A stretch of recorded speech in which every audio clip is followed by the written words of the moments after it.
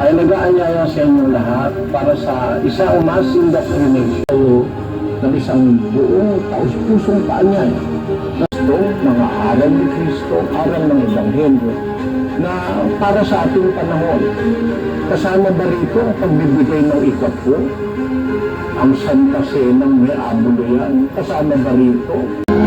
Mga members po ng Church of God International ay nag-aanyaya sa inyong lahat para sa isang mass indoctrination o ng pag-aaral ng mga doktrina. Ito po'y pag-aaral ng mga doktrina ng ating Panginoon Jesucristo, ng mga salita ng Diyos mula sa banal na kasulatan. Hindi lamang yung timbangin at inyo pong pag-aralan kung ano ang mga bagay na mabuting pinapatutuha upang ating maingatan at maisalabuhan.